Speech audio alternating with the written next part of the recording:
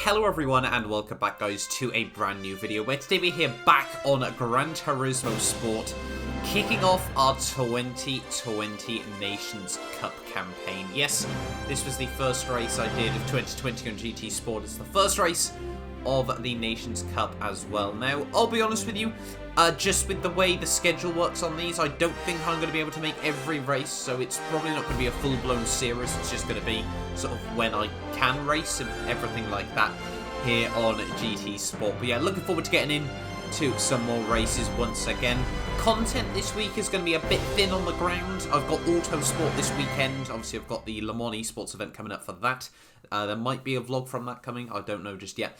But yeah, hopefully once that's over with, that's like my final big project over the next couple of weeks, and then we really should be able to get into some more GT Sport, some more streaming, everything like that. But yeah, coming on though into today's race, pretty much everyone was in the SFR racing concept there. You can see me up in P3 having a look at the entirety of the grid. Obviously, it was a fairly low-ranked lobby. I think it was about 150 points for the race victory here, and yeah, we came in as the number 19 car ready for this race. Now, like I said, the SFR looked to pretty much obviously just be the car to race for this.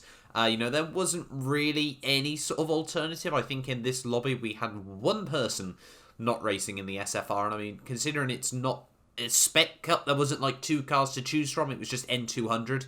The fact that pretty much everyone had gone with this thing, maybe to me says a little bit of balance of performance is needed. But yeah, that was the only other non-SFR. It was a late 80s, I think, Porsche there. An interesting choice, I'll be honest. It'll be intriguing to see how well he gets on in this race. But yeah, jumping on though into this one, really quite looking forward to it. We've got 11 laps ahead of us around Fuji. Should be about a 22-23 minute race at the end of the day. And yeah, like I said, we did start P3. It was a really messy qualifying, hence why there's no footage from it.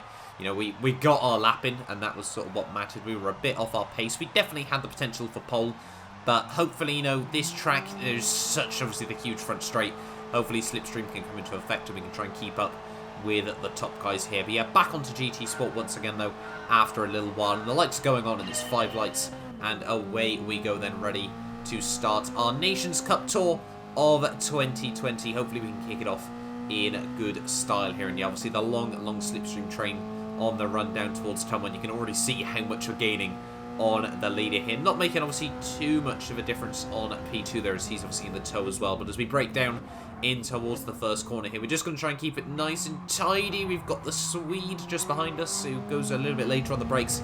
But luckily, I think there was any contact there. There might have been a tiny bit, but we do get a good run on the Portugueseman as we head down the hill here in towards Turn 2 and Turn 3 here. Because he's trying to have a bit of a look, but yeah, just trying to keep it nice and sensible on this opening lap. I haven't really done any racing in this car before. Obviously, I've done a bit of practice, you know, about 10 laps worth just as I waited for the lobby to open up. But yeah, it's a different car, obviously, to what I'm used to. We're mainly used to race cars on here, and this thing is probably as close to a race car as you can sort of get down in towards the lower rankings. Obviously, it is on comfort soft tyres even, sorry, I should say. So it's not quite got the mechanical grip that you'd sort of hope for.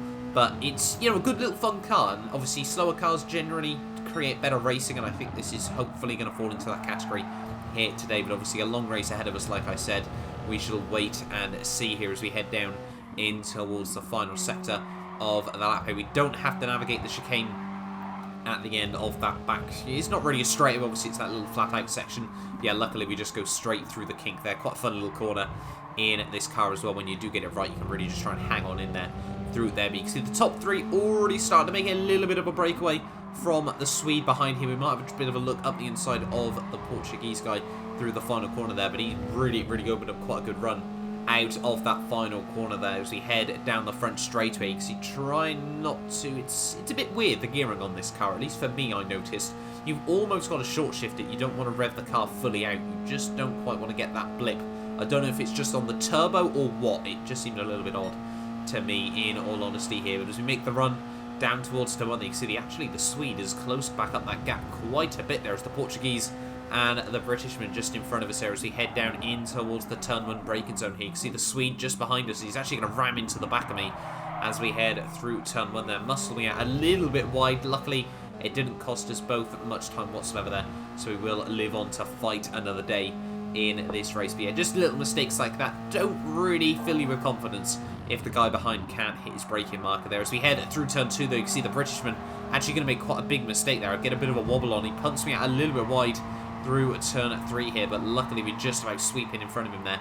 And yeah, we now move ourselves up into P2 of the race here. So a little bit of a mistake here, and this is always the thing in slower cars like this. You've just got to try and keep the momentum going, keep the car in the power band and everything like that. As you can see, the Britishman's done a slightly better job of that on the exit of the corner here as we head down through the next couple of corners. You can see maybe not quite able to open up a run there, and already the Portuguese guy already starting to open up a little bit of a margin if he can as we head down in towards the final sector. We are obviously pretty much everyone to be going purple at the moment there. Is the Britishman going to go for something? Yes, he is. He's actually going to go for quite a late lunge up the inside. That we're going to squeeze him out over the curbs there, run a little bit wide ourselves on the exit of the corner there, but we do hold on, and yeah, we hold on to P2 of the race as we head through the S section to finish off lap 2 here. And like I said, you know, the Portuguese guy clearly trying to make a bit of a breakaway at the moment, and me and the Englishman, we need to work together.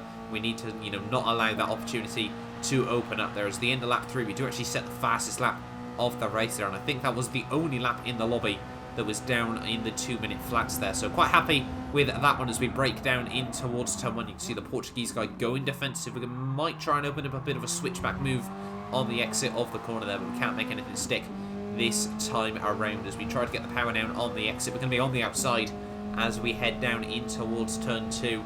I don't think we're going to really be able to go for anything around the outside through what is quite a fast corner there, and you can see, yes, the Portuguese guy he does give us the room in all fairness, but we do try to slot in behind him there. As you can see, the Englishman now just behind us through turn 3. He's going to punt us out a little bit wide there, actually go for the bump and run through the corner there, and yeah, ran me out even wider on the exit of the corner there. So we're going to bail out of that one, try to keep it nice and tidy. The Portuguese guy actually runs wide over the curb and completely ruins his run off the exit of the corner as well there. So it's all starting to kick off in this race. We've got the Swede just behind us as well as we head down the hill here. So potentially he might try and go for something, get himself back involved in this battle a little bit more. But I think at the moment, you know, we both just need to try and play it sensible. These two look quite aggressive, so we might wait and see, you know, if something happens between these guys. We can just sit back and watch here. But like I was saying at the start, I don't think the Swedes really got the pace to hang with the top 3. He just seems to be struggling, you know, for that extra half a second at the end of the day, you know, that extra little bit of consistency like we spoke about at that race at Laguna Seca here. But as we head through turn 1 on lap 6 now, you can see already now at the halfway stage of this race here. We're having a look up the inside actually of the Englishman as we head down in towards turn 2 once again there, and he actually tries to turn in on me. Nothing he can really do in that situation there, completely ruins his run through the corner there. And yeah, we're back up into P2 once again here, but the Portuguese guy, he seems to be the one doing all the defending but still holding on to the race lead here throughout the first half of this race. But I was slowly sussing him out, you know, slowly sort of seeing where he was strong, where he was a bit weaker, everything like that. And you can see by the end of lap 6 here now, a bit of a gap actually starting to open up to the Britishman just behind us as well. So I'm guessing he's been, you know, involved in a bit of a battle with the Swede here. And once we're at, you know, about that 1.5 second margin, you know, at the suck zone, he might struggle to try and keep up with the pair of us at the front of the field here as we're going side by side down in towards turn 1 here. Try and get the car slowed down nice and tidy there. You can see actually the Portuguese guy a little bit later on the brakes. He's actually going to run himself a bit deep into the corner there. I've got no idea why he gave himself such a narrow run through turn 1 there, but we're going to take the opportunity, and yeah, we are going to slot ourselves up into the lead of the race once again here. Lap 7, 5 laps to go pretty much of this race, and yeah, we're just trying to keep it nice, smooth and sensible. Keep the tyres in good check. Fuel shouldn't be any issue in this race here, but yeah, hopefully we can just try and keep the tyres in good nick, and hopefully, yeah, just not make any mistakes, keep it smooth, keep it clean, keep it consistent, everything like that as we head out towards the end of lap 7 here. You can see the Portuguese guy, this is what I was on about. He was really, really desperate to try and hold on to the race lead here in these races. So clearly, you know, he wasn't too confident in trying to be, you know, fighting from behind, everything like that. He wanted to have track position, and that's completely fair. But honestly, around a track like this, probably not the most important thing in the world here. See, he gets the lunge up the inside through the final corner there, but we're going to be in the slipstream there. We're going to muscle our way to the inside as we head down in towards turn 1 there, Super GT style, as well there. As we come down in towards turn 1, we're going to try and force him back out over towards the racing line there, open up the braking point for the Paris there. But actually this time around, he goes much, much later on the brakes. Somehow gets the car slowed down through turn 1 there, and I honestly thought he was going to understeer, overshoot everything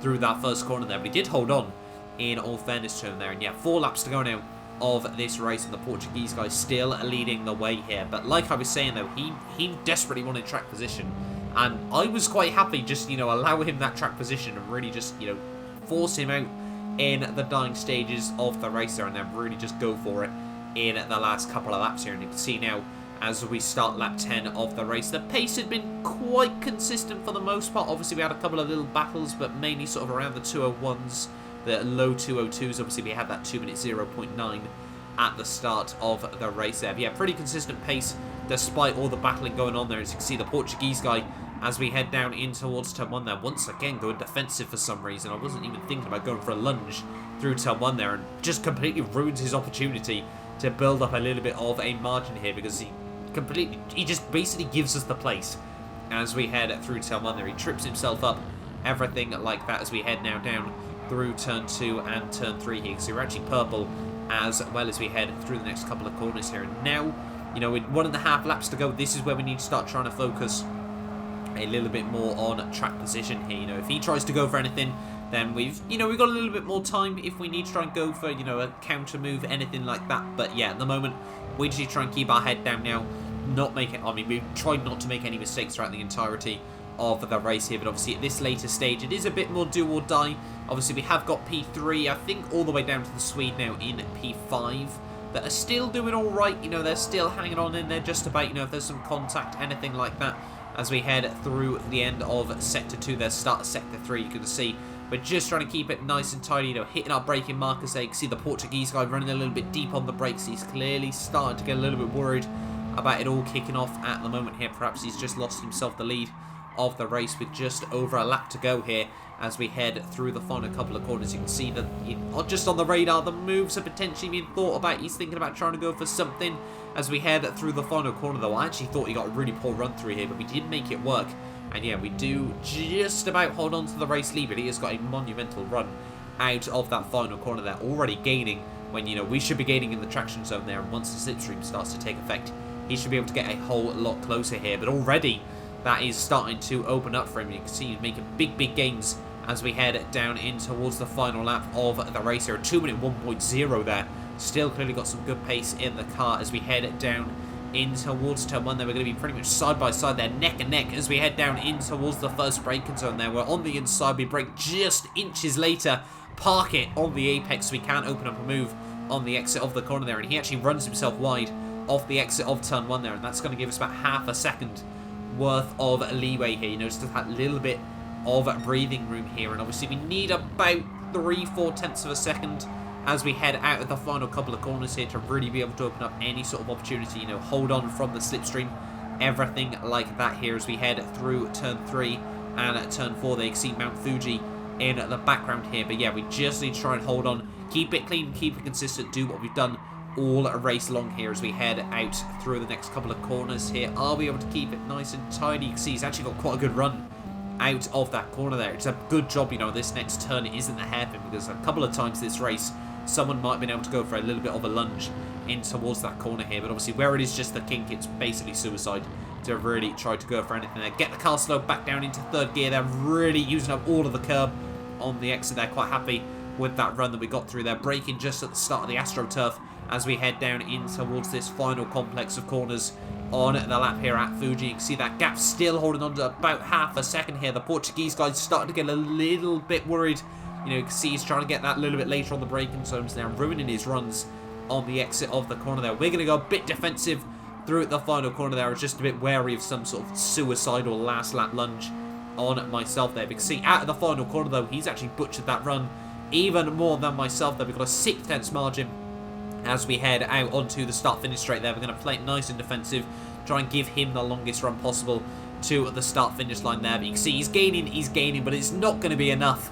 And we are going to come through for the race victory there. Played the strategy card to perfection, if I do say so myself there. And actually, having a look at the final race results, you can see the Portuguese man obviously in second there, the Englishman in third, the German actually didn't see any of him in that race in fourth there ahead of the Swede. The Porsche went from like P14, P15 all the way to P6 at the end of the day there, so a fantastic job by him. And then we've got a Swiss man in seventh there ahead of an Englishman in eighth once again there. But yeah, number 19 car does take the W in today's race there. 2 places made up my 15th win on GT Sport as well. Hopefully we can try and get a few more during 2020 there. I'd love to try and get myself up towards, 100 wins on this game, but obviously that is a long way off at the moment there. But yeah, really, really happy with that. The full 151 points in the bag. Not exactly, record-breaking numbers there, but yeah, really, really happy with that at the end of the day there. And yeah, thank you all so much for watching this video. Do get yourself subscribed if you're new around here and you do want to see more Gran Turismo Sport on the channel. But yeah, that'll do us for this video then. Hopefully, I will see you guys next time.